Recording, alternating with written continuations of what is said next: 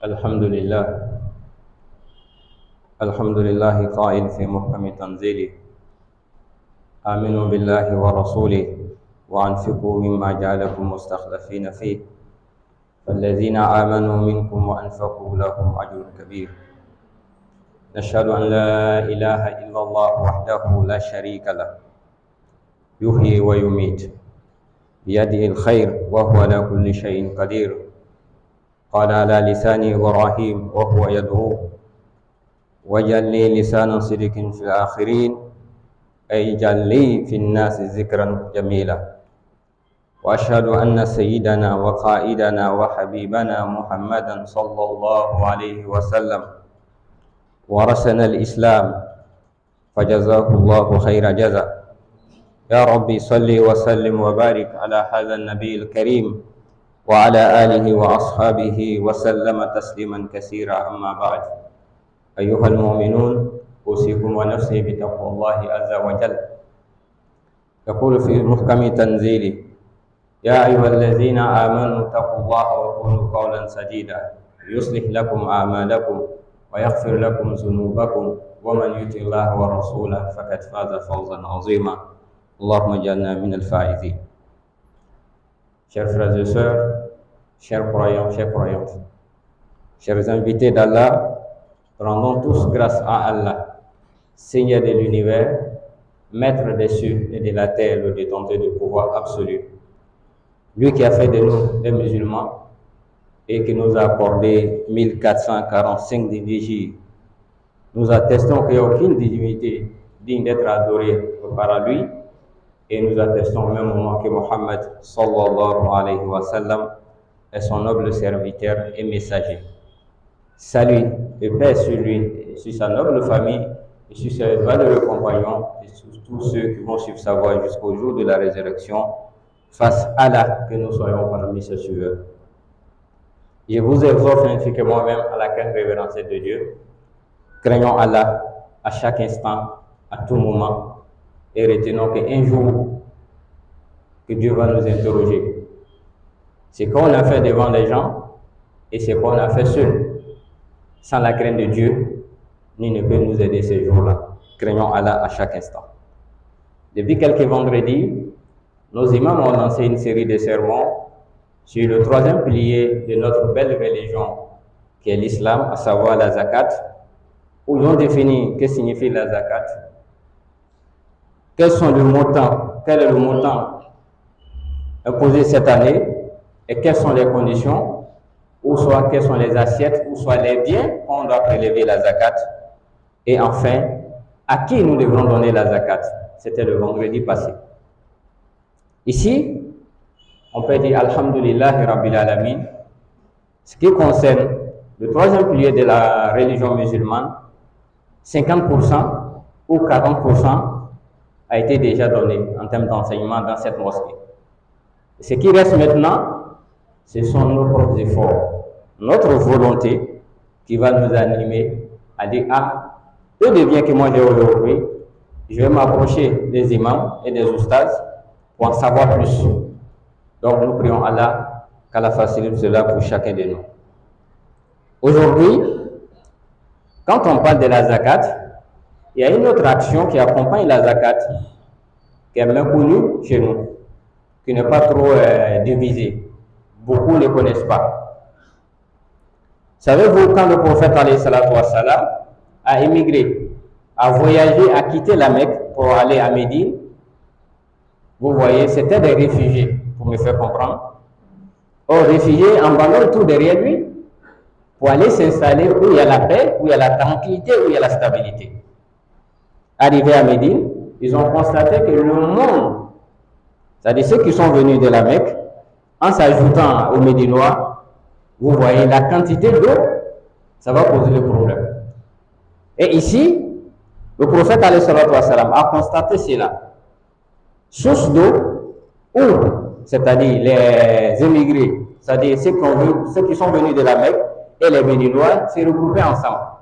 Et des fois avec des gens qui n'étaient pas de leur bord, qui n'étaient pas des musulmans. Le prophète a constaté cela comme en tant qu'un grand chef. Le grand chef, il observe tout. Il pose des questions. Il va aller même à la rencontre de la population, ou soit les plus démunis, jusqu'à ce qu'il va tirer cette conclusion. Il a compris que les musulmans ont besoin de leur source d'eau. Ils doivent être autonomes. Et si on veut être autonome, forcément il faut investir. Il disait ceci, فقال النبي صلى الله عليه وسلم لمن يشتريها من خالص مالي فيكون دله فيها كدل المسلمين ولو خير منها في الجنة. Il dit ceci, c'est source d'eau, c'est puits qu'il achète et que chaque musulman qui va puiser l'eau dedans, chaque musulman qui va prendre l'eau dedans, il sera récompensé comme chaque musulman, mais ça c'est ici-bas dans l'au-delà, sa récompense au paradis est énorme, c'est beaucoup. Il ne peut pas l'estimer. Les compagnons ont entendu. Voyez-vous, quand on lance des appels, la construction d'une mosquée, prise en charge des malades, prise en charge des orphelins, ou soit tout ce qui peut être utile à l'humanité, à commencer d'abord par les musulmans, et il y a des gens qui sont toujours premiers. Premiers, ils ne cherchent même pas à savoir combien j'ai aujourd'hui. Ce qui a sur lui, il va tout donner. Des fois même, il prend des engagements sur place. Mais au temps du prophète, il y a eu des compagnons, Ousmane bin Affan, qui a marié deux des filles du prophète. Ousmane a eu ce privilège. Quand on dit qu'il a épousé deux des filles du prophète, la première est décédée et ensuite il a fait rentrer une deuxième. Et quand la deuxième est décédée, le prophète, il parle de Ousmane, il dit, même s'il y avait une autre, j'allais te marier ma fille. Donc pour montrer la qualité, la place de Ousmane dans la vie du prophète, et c'est Ousmane qui va prendre l'engagement, il dit, moi j'achète. Et il a acheté et il a mis ça à la disposition de la communauté musulmane. Donc quel esprit, quelle philosophie qui tourne autour de cette action qu'on appelle le waqf. Le thème du sermon, c'est le waqf, l'action que Ousmane a fait aujourd'hui. Mais quand Ousmane a acheté ce puits, est-ce que Ousmane a voulu que non, la communauté musulmane lui reverse quelque chose, lui donne de l'argent en retour? Non. Il a acheté et il a donné à la communauté musulmane fi sabilillah jusqu'à la fin du temps. Donc il donne l'idée de waqf. Le waqf, qu'est-ce que c'est? Le waqf, le musulman, l'individu, il a une parcelle, il a des terrains, des biens immobiliers, je précise des biens immobiliers, il achète avec son propre argent, ou soit il agresse ça dans sa possession, et il dit, je donne ça à la communauté musulmane, moi je n'ai rien à voir, je n'ai rien à foutre avec ces terrains encore. Et devant un notaire, comme le Cheikh Ayema a l'habitude de dire, il dit, aujourd'hui à Cocody, moi j'ai 1000 mètres carrés. Aujourd'hui à Cocody, j'ai 1000 mètres carrés. Vous voyez, à Cocody, parmi nos difficultés, quand on parle des infrastructures scolaires, on ne trouve pas une école confessionnelle qui peut absorber ou qui peut accueillir une quantité. Il y en a, mais ce n'est pas assez. Moi, j'ai 1000 mètres carrés, je mets ça à la disposition de la communauté musulmane. L'intérêt, ce n'est pas chaque fin du mois qu'on reverse quelque chose pour moi. Ça peut être une première partie.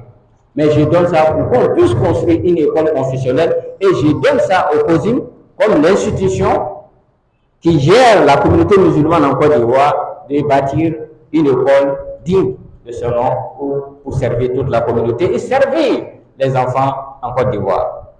Voici comment Ousmane a pu faire.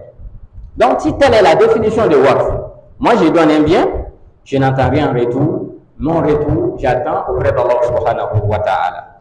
Un autre exemple, quand le prophète alayhi salatu wa salam a voulu bâtir, construire la mosquée de Médine que vous voyez aujourd'hui, le prophète alayhi salatu wa salam ne voulait pas prendre la terre des gens injustement, ou soit terrain des gens injustement. Il demande à la famille, cette partie de terre appartenait, Banu Najjar, et il disait ceci, ya Banu Najjar, asminuni hayitukum haza. Il dit, oh Banu Najjar, donnez-moi le prix de votre parcelle, donnez-moi le prix de votre terrain qui est là. Moi, Mohammed et la communauté, nous allons acheter. Banu Najjar a bien compris le message de Mohammed alayhi salatu wa salam en parlant de waqf, les actions qui durent dans le temps, ou soit les sacrifices qui durent dans le temps. La réponse de Banu Najjar en disant au prophète alayhi salatu wa salam, Nahnu la nuridu minka samana. La famille de Banu Najjar nous dit au messager alayhi salatu wa salam, nous ne voulons pas un prix venant de vous. Nous ne voulons pas votre argent. Mais qu'est-ce que Banu Najjar veut alors? Ils disent, notre prix, notre salaire appartient à Allah, le Créateur. Notre prix, notre salaire, nous confions ça à Allah subhanahu wa ta'ala. Et cette famille Banu Najjar, et que la terre, ou soit cette partie appartenait à des enfants qui faisaient partie de la famille Banu Najjar, et depuis le temps du prophète alayhi salatu wa salam, jusqu'à notre jour, jusqu'à la fin du temps, tant que la mosquée du prophète alayhi salatu wa salam existera toujours, Banu Najjar a ses pourcentages là-dedans. Vous voyez, quel meilleur sacrifice! Quel meilleur sacrifice où le prophète alayhi salatu wa salam a construit sa maison, où le prophète alayhi salatu wa salam a été enterré. Combien de millions de visiteurs par jour? Bon, vous voyez, ce sont les pourcentages qui font profiter la famille de Banu Najjar. C'est pourquoi d'ailleurs, je répète toujours les mots de Cheikh Laïma, Hafizahullah, il dit, quand vous voulez faire un sacrifice, faites un sacrifice intelligemment. Intelligemment, c'est de donner à Allah, et c'est lui seul qui va nous récompenser. Donc, quand on parle de waqf, nous avons 4 niveaux de waqf, c'est-à-dire les gestionnaires de waqf. Waqf commence où et ça se termine où? Le waqf, il y a celui qui donne, lui qui va léguer son bien. 2, à qui il donne. 3, qui va gérer. Et 4, le revenu maintenant de ce don-là, comment c'est redistribué. C'est pourquoi d'ailleurs j'ai dit, le COSIM, qui est le Conseil supérieur des imams, des mosquées et des affaires islamiques en Côte d'Ivoire, donc mais mieux placé à gérer nos waqf. Nous félicitons déjà des familles qui ont déjà donné des combien de mètres carrés pour la communauté. Oui, ça existe toujours. À l'intérieur comme à Abidjan. La plupart des grandes mosquées, des fois à Abidjan, il y a des gens qui ont fourni des efforts pour gagner des terrains, mais il y a des mosquées aussi, il y a des familles qui ont donné ces terrains, la fille sabilillah. C'est ce qu'on appelle le waqf. Le waqf, de ton vivant, tu profites d'abord. Ça va mettre la baraka, la stabilité, la santé, la protection dans ta famille et l'entreprise. Mais après ta mort, dont le prophète alayhi salatu wa salam nous dit dans un hadith authentique, Iza mata ibn Adam, in kata'anu amaluhu illa min salas. Et lorsque l'être humain décède, toutes ses actions s'arrêtent. Tu ne peux plus prier, tu ne peux plus ni donner la zakat, ni aller faire le hajj, mais il dit sauf 3 choses qui lui est profitable, sauf 3 choses qui peuvent lui arriver dans sa tombe. Qu'on peut lui donner combien dans sa tombe? Il cite, il dit, voilà, je commence, c'est-à-dire il a laissé une science derrière lui. Parmi ces sciences, la meilleure des sciences, c'est la science du Coran. Khayrukum man ta'allama al-Quran wa 'allamahu. Le prophète alayhi salatu wa salam dit, le meilleur parmi vous, le meilleur d'entre vous, c'est lui qui a appris le Coran. Il ne s'est pas limité à l'apprentissage, mais il l'a enseigné. L'enseigner le Coran, ce n'est pas forcément dire non, je sais lire aujourd'hui, c'est bien. Mais il faut mettre en pratique les enseignements et les orientations de notre Coran. C'est ce qu'on appelle pratiquer le Coran. 2. Waladun yad'u lahu waladun salih. Il a laissé un enfant pieux, qu'on soit une bonne progéniture qui vont continuer à prier régulièrement pour lui. Prière, sacrifice, des umrah, etc. Soutenir les plus démunis, tout ça, ça fait partie des bénédictions des enfants. Et enfin, sadaqatun jariya, c'est-à-dire le sacrifice qui dure dans le temps. Et le sacrifice qui dure dans le temps, c'est ce qu'on appelle le waqf. Et en donnant un waqf, nous allons faire profiter la population. Parmi les avantages du waqf, il y a la construction des mosquées. La construction des mosquées, comme nous l'avons dit tout à l'heure, Banu Najjar a donné cette partie au prophète alayhi salatu wa salam, ça fait partie de leur sadaqatul jariya, de leur waqf jusqu'à la fin du temps. Parmi les avantages du waqf peut profiter, ça c'est la construction des madaris, wal marakis, la construction des écoles et des centres islamiques. Les centres islamiques, comme on le dit aujourd'hui, le cheikh l'a dit, aujourd'hui il y a des pays, moi je peux construire un centre islamique, il ne faut pas donner le nom de la mosquée, mais on sait, au sein des centres islamiques, il y a lieu de prière. Au sein des centres islamiques, il y a lieu d'orientation des gens. au sein des centres islamiques, nous enseignons l'islam. Donc, ici, on peut dire de la mosquée, mais ailleurs, on peut dire un centre islamique qui englobe tout. qu'Allah nous donne la bonne compréhension. Et parmi les actions de waqf, on peut acheter des Corans, on peut acheter les livres islamiques, ou soit éditer, soit aller confectionner des livres pour donner ça fi sabilillah, c'est ce qu'on appelle waqf. Vous voyez à la Mecque, le tour qui est là, pour ne pas faire de publicité, où il y a une grande horloge, pour me faire comprendre, il y a une grande montre. Vous voyez, c'est le roi, un roi de l'Arabie Saoudite qui a construit ça fi sabilillah, et c'est écrit dessus waqf, un don de charité de la part de Malik Tan pour servir les deux saintes mosquées jusqu'à la fin du temps. Et je pense bien, ça fait partie des hôtels les plus chers en Arabie Saoudite. C'est ce qu'on appelle le waqf. Chacun peut le faire. Et aujourd'hui, nous voyons des familles qui sont en train de se tirer sur des terrains. 500 mètres carrés, 600 mètres carrés. Vous êtes 4. À qui donner ces 600 mètres carrés? Mais pourquoi ne pas donner ces 600 mètres carrés, fils Abilillah, et on demande à Dieu de nous assister. Dieu va vous assister. Mais si vous partagez les 600 mètres carrés sur 4 personnes, vous allez avoir combien? Donc, on dit, il faut qu'on aille aller, on est devant. Qu'on ait l'esprit pour dire, on ne va pas rester sur terre. Le prophète a fait son temps et ses compagnons. Ousmane, on en parle aujourd'hui. Abu Bakr a fait autant. Malik Abdul Aziz en a fait. Donc, pour dire à chacun de nous, on peut le faire. Et ceux qui l'ont déjà fait en Côte d'Ivoire, nous les félicitons. Nous les félicitons toujours. Et on prie à Allah subhanahu wa ta'ala qu'Allah met la baraka dans leurs activités, qu'Allah met la baraka dans leur vie, qu'Allah met la baraka dans leur famille. Parmi les waqf, même la science, ça fait partie des waqf. C'est pourquoi il dit une science qui a été utile à la communauté, que tu as laissé derrière toi, que tu as développé, tu as enseigné les gens. Tu peux enseigner les gens à ne pas briller. Vis ta connaissance. Donc tout ça, ça fait partie des avantages de la communauté musulmane. Et pour terminer, parmi les waqf, nous pouvons construire des maisons pour des pauvres. Nous pouvons construire des centres de santé. Nous pouvons construire des ponts. Et quand on construit un centre de santé de waqf, moi j'ai construit le bâtiment, j'ai servi, c'est mon argent que j'ai pris pour construire le bâtiment et je confie ça au COSIM, la gestion. 1 franc, nous n'en avons pas besoin. Il dit bien 1 franc, on n'a pas besoin, c'est ce qu'on appelle le waqf. Quand on donne le waqf, tu n'as plus ton pied dedans. Le waqf, tu donnes, tu vas léguer et tu vas t'acquitter de tous tes droits, tes devoirs devant un notaire pour dire à partir de cet instant, ce terrain, la 1000 mètres carrés ne m'appartient plus, je donne ça à fils Abilillah. Mais deuxième phase de waqf, j'ai construit, il y a une entreprise, j'ai des entreprises, j'ai décrété, j'ai signé que les revenus de cette entreprise-là, 20% sera reversé uniquement pour la prise à charge des mosquées, des imams, des muezzins, des orphelins et des veuves. Ça, c'est une partie de waqf. Tant que l'entreprise existera et ces 20% sont toujours reversés aux ayants droit, on appelle ça un waqf. Chers frères et sœurs en islam, beaucoup parmi vous ont déjà fait des waqf. Vos parents l'ont fait. Des fois, le père a posé un acte qu'on appelle waqf. Après son décès, les enfants vont commencer à saisir ces terrains, que allez-y construire vos mosquées ailleurs, ou soit acheter ces terrains. De vous à moi, si cette communauté avait les moyens d'acheter ces terrains, la mosquée elle était déjà bâtie.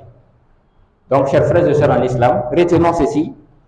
Lorsque Allah subhanahu wa ta'ala va nous dire dans notre Coran, dans la sourate 6, verset 94, il dit وَلَقَدْ جِئْتُمُونَا فُرَادَى كَمَا خَلَقْنَاكُمْ أَوَّلَ مَرَّةٍ وَتَرَكْتُمْ مَا خَوَّلْنَاكُمْ وَرَاءَ ظُهُورِكُمْ.